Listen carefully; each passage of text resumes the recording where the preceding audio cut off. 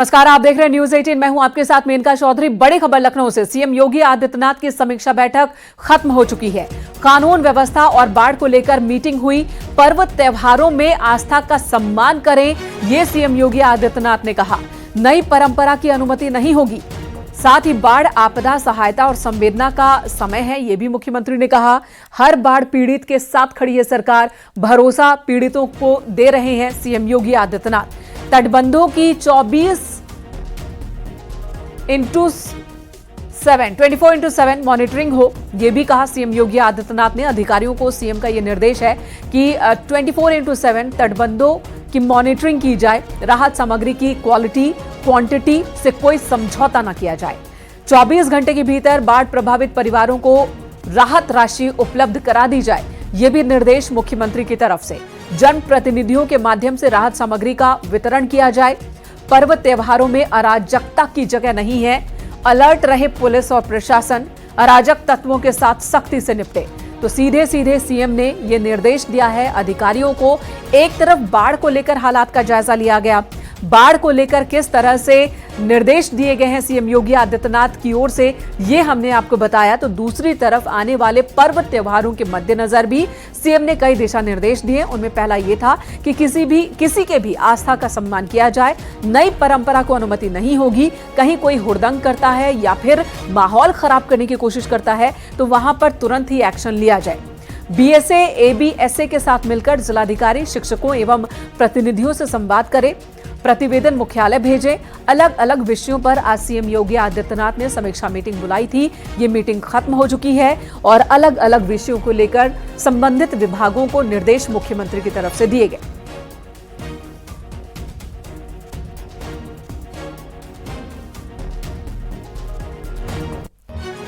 और अगली खबर बरेली से। मौलाना तौकीर रजा ने सामूहिक धर्म परिवर्तन का ऐलान किया है। तौकीर रजा के मुताबिक 21 जुलाई को एक साथ 23 लड़के लड़कियां सामूहिक धर्म परिवर्तन करेंगे।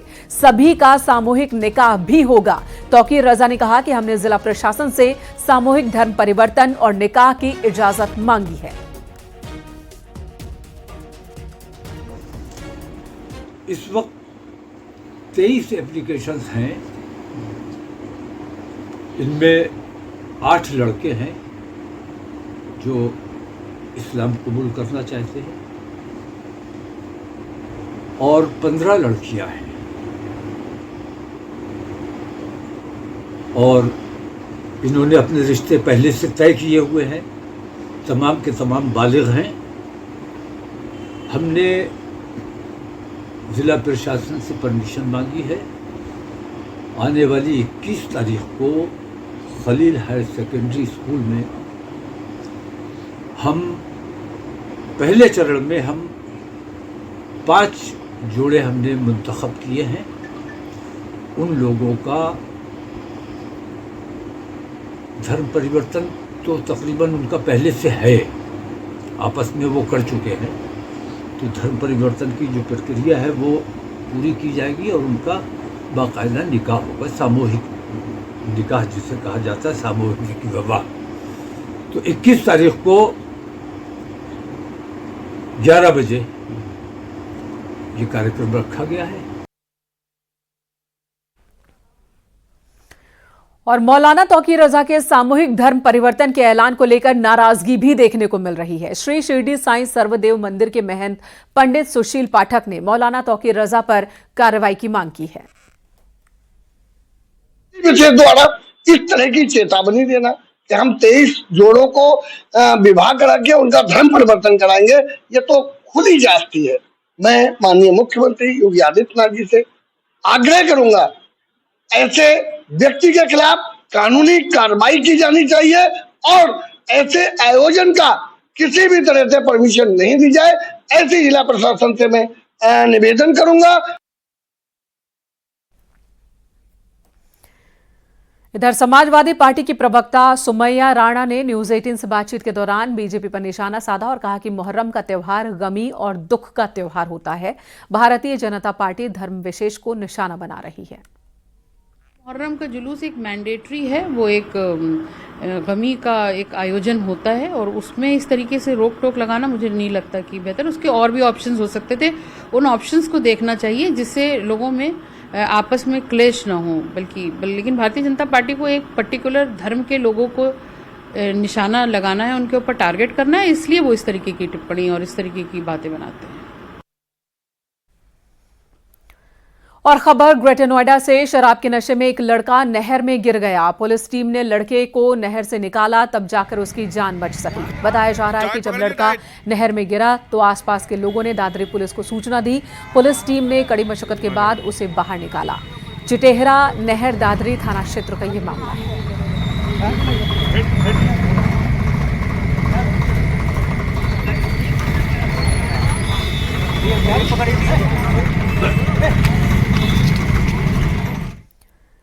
इधर प्रयागराज के सरकारी स्कूल में टीचर्स की लापरवाही का मामला सामने आया। मेजा में प्राथमिक विद्यालय लोहरा में टीचर्स की लापरवाही की वजह से 4 साल का एक बच्चा शिवांश घंटों स्कूल में बंद रहा। छुट्टी के वक्त जल्दी जाने के चक्कर में टीचर्स ने बच्चे को देखा नहीं और स्कूल की गेट पर ताला लगाकर चले गए। बच्चा अपनी बहन शिवानी के साथ स्कूल गया था। स्कूल में बच्चे का एडमिशन नहीं हुआ। स्कूल बंद होने के बाद बच्चा रोने लगा। तब एक लड़के ने गांव के लोगों को इसकी जानकारी दी। बाद में स्कूल का ताला खोलकर बच्चे को निकाला गया। इस मामले में बीएसए ने प्रभारी हेडमास्टर और एक टीचर को सस्पेंड किया है। जांच के आदेश दिए।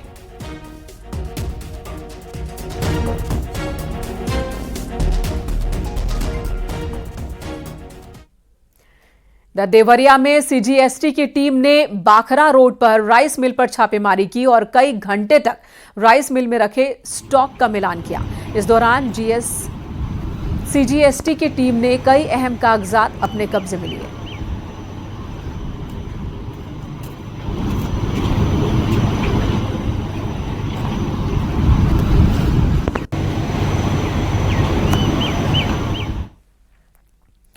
खबर अयोध्या से, रामलला के साथ अयोध्या की सुरक्षा व्यवस्था में अब राष्ट्रीय सुरक्षा गार्ड यानी कि एनएसजी को भी तैनात किया जाएगा। एनएसजी की एक टुकड़ी 17 जुलाई को अयोध्या पहुंच रही है। राम जन्मभूमि के साथ ही अयोध्या के आसपास की सुरक्षा व्यवस्था की कमान भी ये टीम संभालेगी। रामलला के भव्य मंदिर बनने के बाद से ही अयोध्या की सुरक्षा व्यवस्था को और भी सख्त करने की तैयारी चल रही है। अयोध्या में 3500 से ज्यादा सीसीटीवी कैमरे लगाए गए हैं। इसके अलावा येलो जोन और नया घाट क्षेत्र में कंट्रोल रूम बनाया गया है। कुछ नहीं है, अभी एनएसजी की टीम मालूम हुआ है 17 तारीख को आने वाली है। वो आएगी और राम मंदिर के साथ साथ अयोध्या की चारों तरफ की स्थिति का अवलोकन करेगी। उसके बाद में सुरक्षा व्यवस्था की यहाँ पर जो वर्तमान स्थिति है उसकी समीक्षा करेगी। उसके बाद में फिर अपनी रिपोर्ट देगी। फिर क्योंकि केंद्र सरकार की एजेंसी है, वो तय करेगी कि आगे सुरक्षा व्यवस्था का कोई अगर सुधार की ज़रूरत है या एनएसजी की ज़रूरत है तो उसके बारे में केंद्र सरकार निर्णय लेगी। भगवान रामलला के नगरी की सुरक्षा और भी सख्त होने जा रही है। भगवान राम की नगरी में अब एनएसजी कमांडो की तैनाती की जाएगी और सूत्रों की माने तो 17 तारीख को एनएसजी कमांडो की एक यूनिट अयोध्या पहुंच रही है, जो रामलला के साथ साथ अयोध्या के आसपास की सुरक्षा का जायजा लेगी। उसके बाद समीक्षा होगी और समीक्षा के बाद बाकायदा एक रिपोर्ट तैयार करके केंद्र सरकार को दी जाएगी।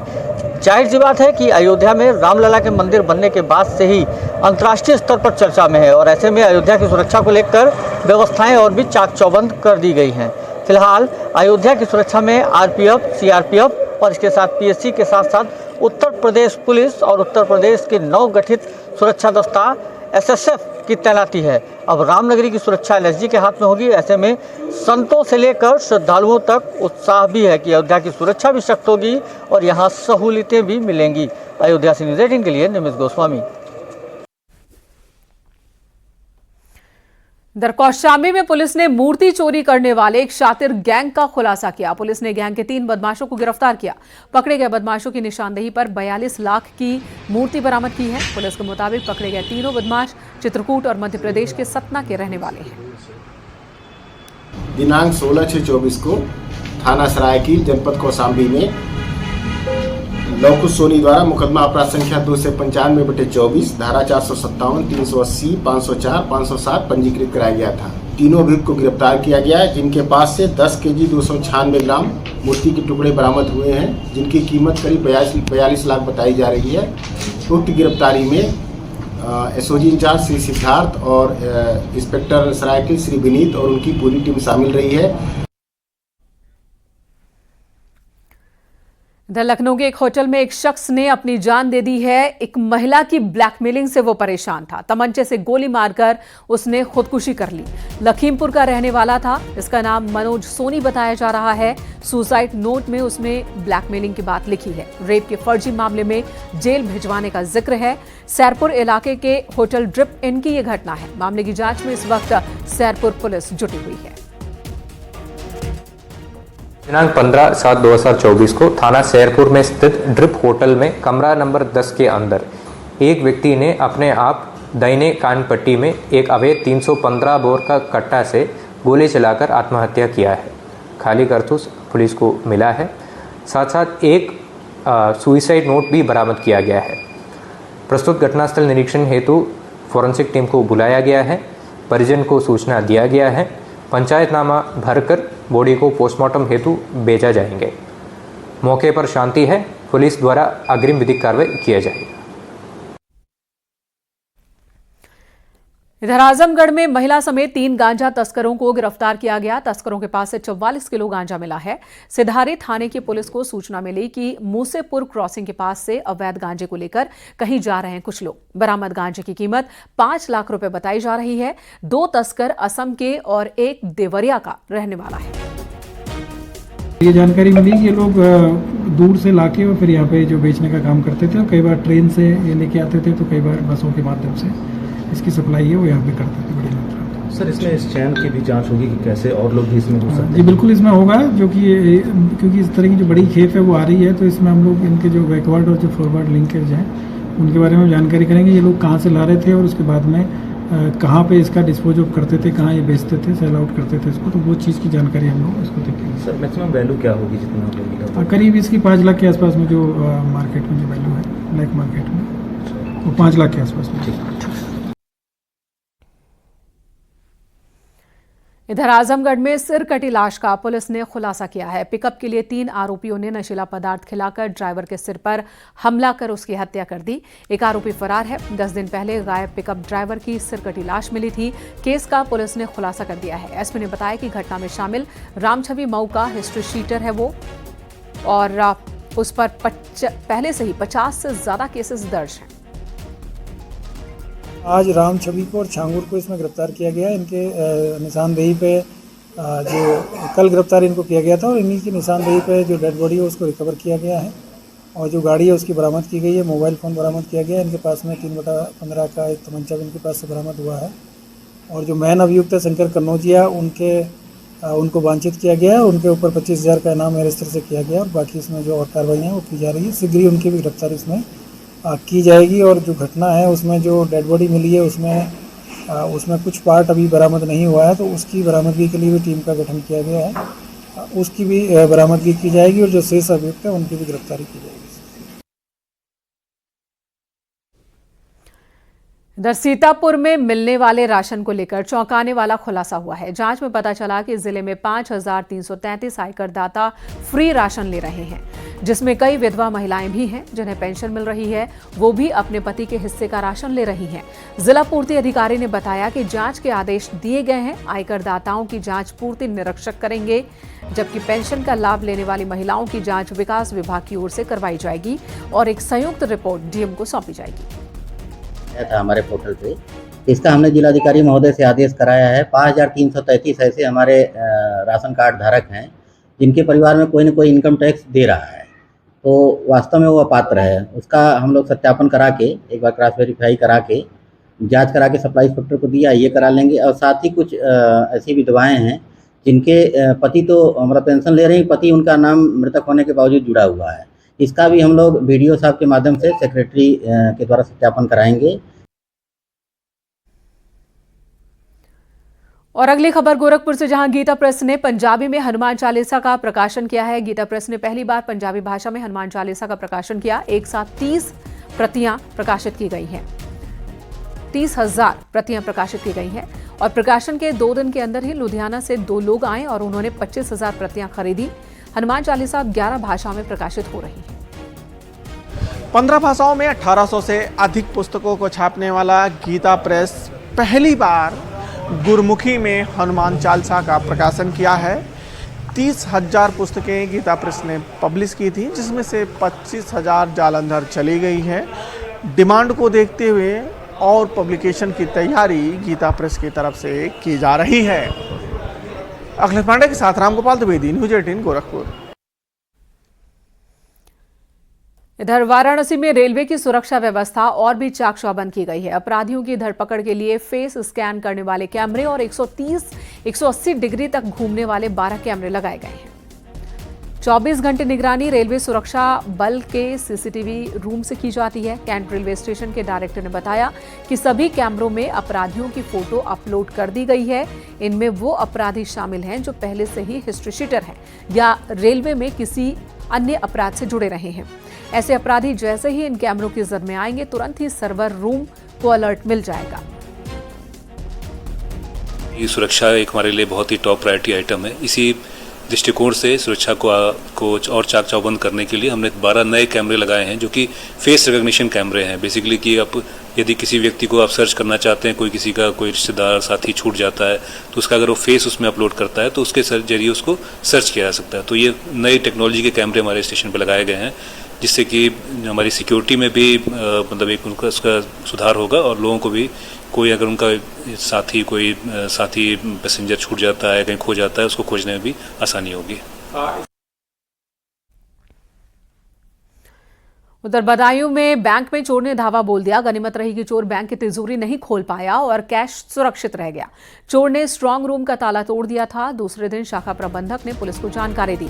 मामला प्रथमा यूपी ग्रामीण बैंक का है। बैंक में लगा सीसीटीवी फुटेज भी सामने आया, जिसमें चोर कुर्सी से मुंह छिपाकर कमरे में घुसता हुआ दिख रहा है।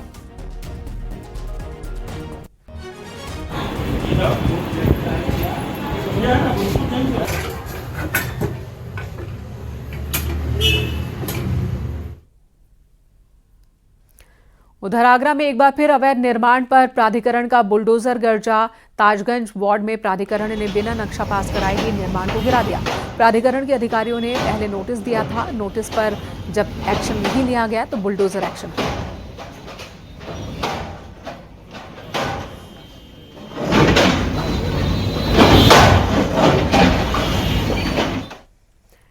इधर पीलीभीत के एआरटीओ ने ओवरलोड बसों के खिलाफ अभियान चलाया। बरेली हाईवे एक प्राइवेट बस को पकड़ा गया। इस हाईवे पर बस पंजाब से मजदूरों को लेकर गोंडा जा रही थी। बस में क्षमता से ज्यादा लोग सवार थे। एआरटीओ ने बस का चालान किया और सीज कर लिया।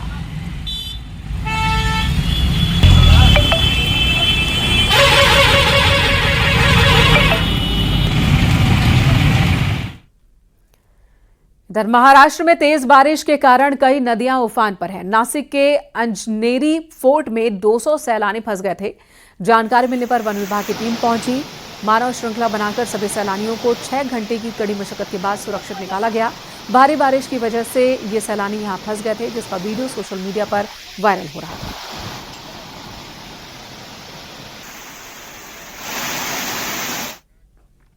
यहां रुकेंगे एक ब्रेक के लिए। खबरों का सिलसिला ब्रेक के बाद भी जारी है। आप देख रहे हैं न्यूज 18 उत्तर प्रदेश उत्तराखंड।